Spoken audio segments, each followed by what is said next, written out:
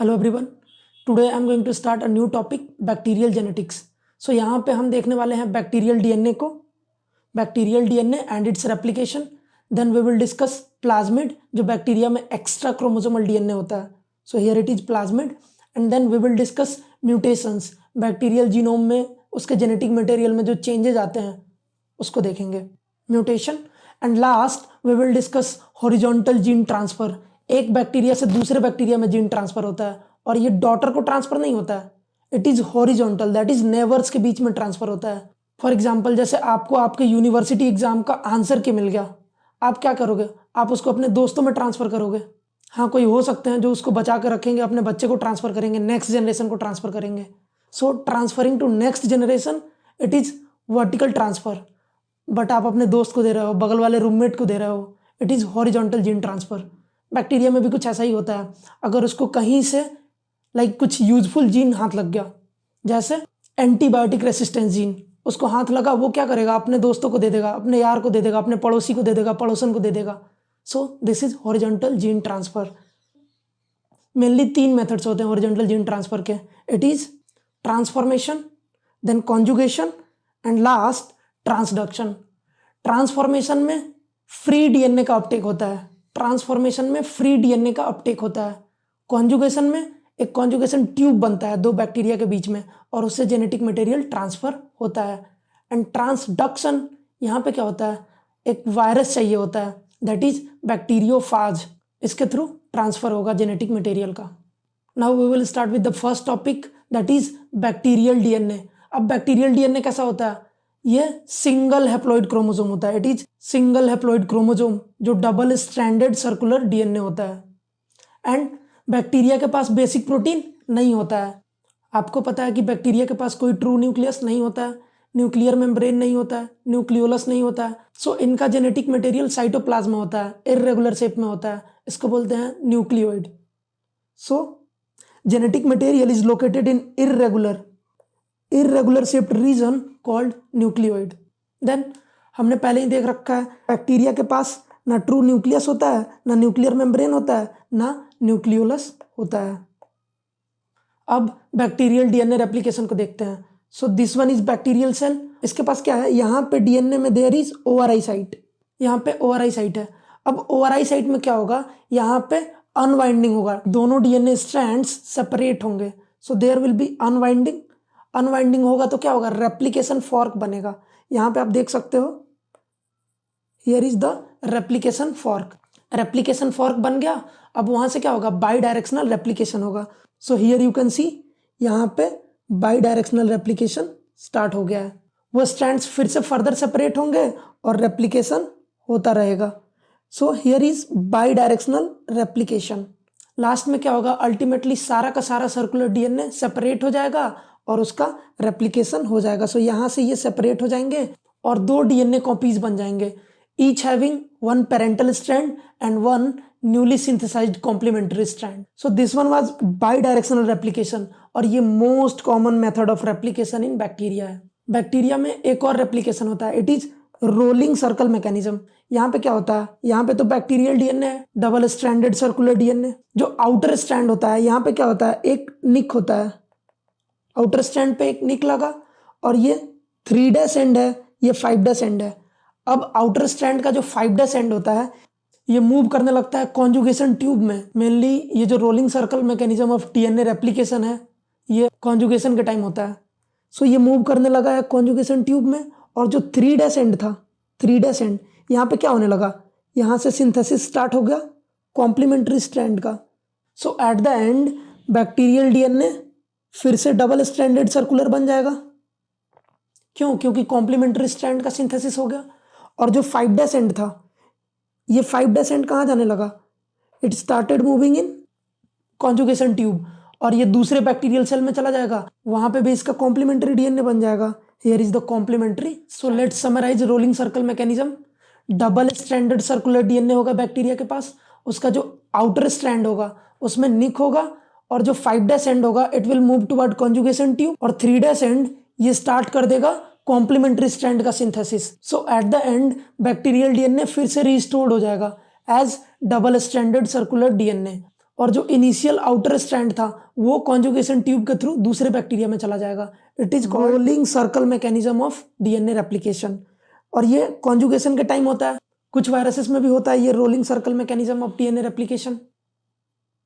आप सबको पता है कि डीएनए का ट्रांसक्रिप्शन होगा and it will be converted to RNA. RNA से फर्दर ट्रांसलेशन होगा और पॉलीपेप्टाइड बन जाएगा, यानी अमाइनो एसिड्स का polymer, polypeptide. So this is all about bacterial DNA and its replication. We are left with plasmid. Plasmid क्या होता है? It is extra chromosomal DNA और extra chromosomal DNA भी double stranded circular होता है। और plasmid autonomous होता है, मतलब ये सेल्फ रेप्लिकेटिंग होता है। इसको रेप्लिकेट होने के लिए बैक्टीरियल क्रोमोसोम पे डिपेंडेंट नहीं होना पड़ता है।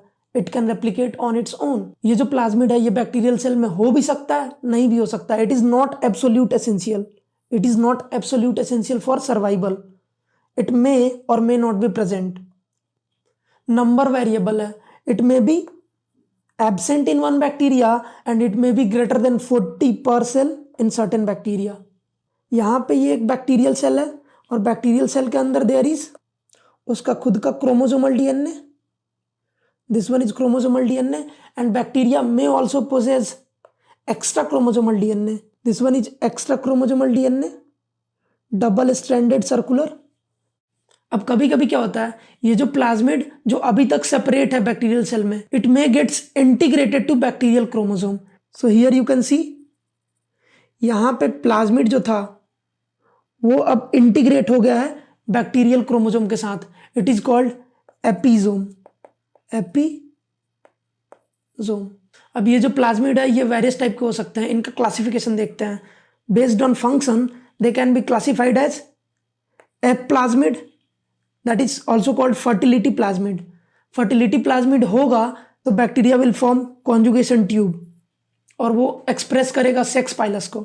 Another is R plasmid. R plasmid is responsible for resistance, it codes for drug resistance. Next is virulence plasmid.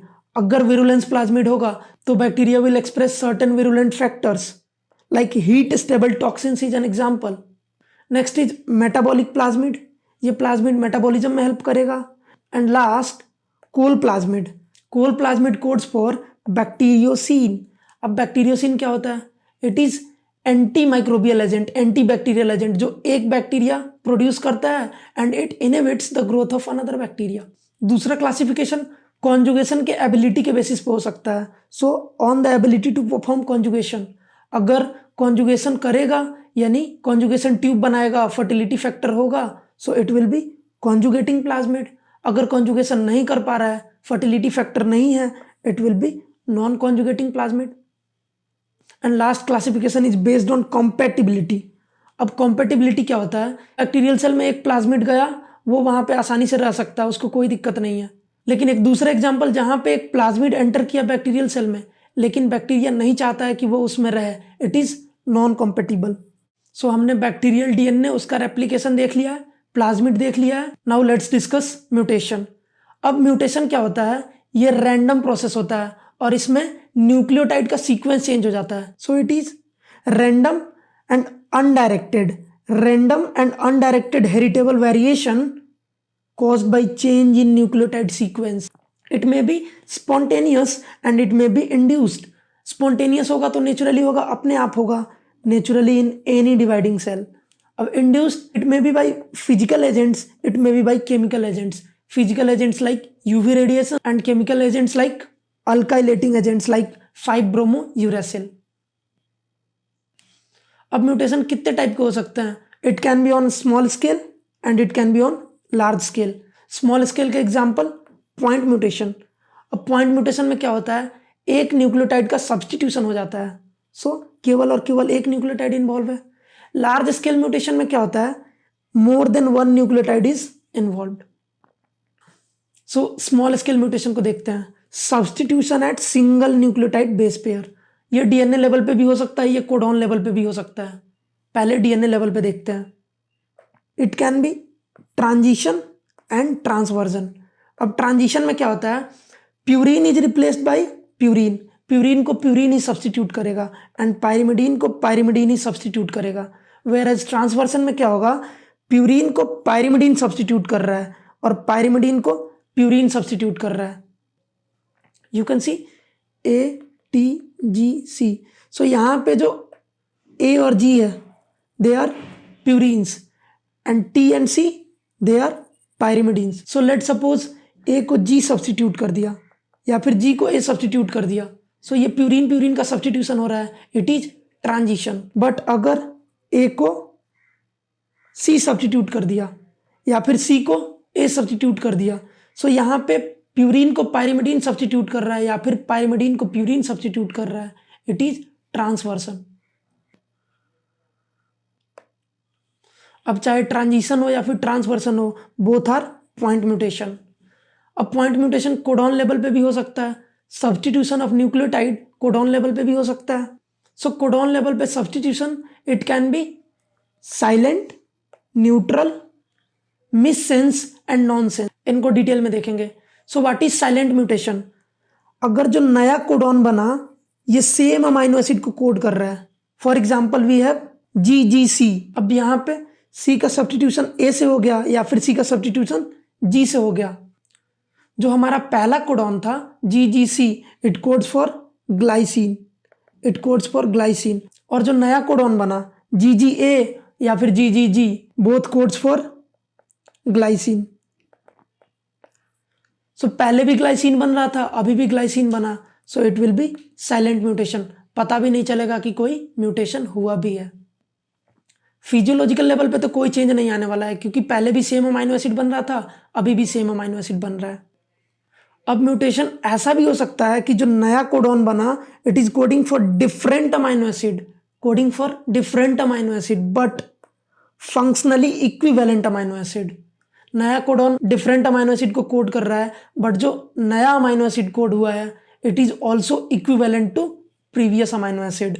For example हमारे पास AAA कोडॉन है, it is coding for lysine, और अगर सब्स्टिट्यूशन हो रहा है A सब्स्टिट्यूट हो गया G से, जो नया कोडॉन होगा it will code for arginine. तो यहाँ पे म्यूटेशन की वजह से अमाइनो एसिड तो चेंज हो गए, आर्जिनिन से लाइसिन बन गया, but both are equivalent, functionally equivalent, arginine and lysine. So इस टाइप के म्यूटेशन को बोलते हैं न्यूट्रल म्यूटेशन। सो अभी तक साइलेंट म्यूटेशन हो या फिर न्यूट्रल म्यूटेशन हो कोई ज़्यादा दिक्कत नहीं है। दिक्कत कब आएगा? जब जो नया कोडॉन बनेगा it starts coding for different amino acid और ये different amino acid functionally equivalent भी नहीं है। This type of mutation is called miss sense mutation. Now let's imagine जो नया कोडॉन बन रहा है ये स्टॉप कोडॉन हो जाए। सो अगर ये स्टॉप कोडॉन हो गया it will terminate the entire translation process. Dear friends, imagine जो नया कोडॉन बन रहा है अगर ये स्टॉप कोडॉन बन जाए फिर क्या होगा? अगर ये स्टॉप कोडॉन बन जाए it's going to induce termination of entire translation process. This type of mutation is called nonsense mutation. बकवास म्यूटेशन है, पूरा का पूरा रेप्लिकेशन प्रोसेस को ही रोक दिया। Let's take an example. पहले हमारे पास कोडॉन था CAG and CAG was coding for glutamine. C substitute हो गया U से and it becomes UAG। UAG is a stop codon. So this type of mutation is called nonsense mutation. आपको stop codon याद है? याद है? अच्छी बात है। नहीं याद है तो याद कर लेते हैं। You can remember it like this. 3 U लेना है, 3 U लेना है और उसके बाद आ जा आ जा, UAA, UGA and UAG। Mutation large scale पे भी हो सकता है। It will be due to addition और deletion of nucleotide base pair. ये एडिशन और डिलीशन 3 के मल्टीपल में नहीं हो रहा है। If it is not in multiple of 3 there will be frame shift mutation. Let's imagine कि पहले से कोडॉन प्रेजेंट है, उसमें आप बीच में कोई दूसरा न्यूक्लियोटाइड सीक्वेंस ऐड कर दिए। It is not in multiple of 3, तो नया कोडॉन तो आप ऐड नहीं किए, नया कोडॉन आप डिलीट नहीं किए, आपने क्या कर दिया? एंटायर रीडिंग फ्रेम को चेंज कर दिया। So shift in normal reading frame, it will lead to formation of new sets of triplet codons and that may also lead to synthesis of non functional proteins. अब ये mutation फिर से neutralise हो सकता है। There are chances कि ये mutation फिर से न्यूट्रलाइज हो जाए। सो अगर जो सेकेंड म्यूटेशन हो रहा है, फिर से म्यूटेशन हो रहा है, अगर ये न्यूट्रलाइज कर दे रहा है effect of first mutation, it is called reverse mutation. और reverse mutation it can be true reversion. True reversion कब होगा? जब सेकेंड म्यूटेशन फिर से पहला वाला कोडॉन बना दे और पहला वाला अमाइनो एसिड बन जाए, it is true reversion. Reversion तो होगा, एक नया कोडॉन बनेगा, लेकिन वो एग्जैक्टली सेम कोडॉन नहीं बनेगा। जो नया कोडॉन बनेगा ये भी सेम अमाइनो एसिड को कोड करेगा, तो हो गया ना रिवर्सन। लेकिन एग्जैक्टली सेम कोडॉन नहीं बना है, so it is equivalent reversion. So here you can C in true reversion the second mutation converts the mutant nucleotide back to wild type sequence, wild type or functional type. You can see AAA, it was coding for lysine और ये wild type और functional codon था। फिर हुआ forward mutation और ये glutamine को code करने लगा। और फिर होगा हमारा रिवर्स म्यूटेशन यानी सेकेंड म्यूटेशन। इससे क्या होगा? It is converted back to AAA यानी start coding lysine, the wild type और functional amino acid. Next we have equivalent reversion. जो सेकेंड म्यूटेशन होगा वो दूसरा कोडॉन बनाएगा, लेकिन वो दूसरा codon it will again codes for same amino acid. For example you can see UCC, it was coding for serine, और forward mutation हुआ, it got converted to GAA and start coding cysteine. फिर दूसरा mutation हुआ reverse mutation, यहाँ पे ये AAA codon बना है। यू कैन सी पहले ये UCC था, अब ये AAA बन गया है, लेकिन पहला वाला कोडॉन भी सेरीन को कोड करता था और दूसरा वाला कोडॉन भी सेरीन को कोड कर रहा है। सो वाइल्ड टाइप और फिर फंक्शनल अमाइनो एसिड फिर से आ गया है। It is reversion mutation. To be more specific, it is equivalent reversion, क्योंकि कोडॉन सेम नहीं बना है बट अमाइनो एसिड फिर से सेम बन गया है। Friends, we are left with horizontal gene transfer, और ये अल्ट्रा इंपॉर्टेंट टॉपिक है पूरे के पूरे बैक्टीरियल जेनेटिक्स का। I will cover it in subsequent videos. Thank you so much.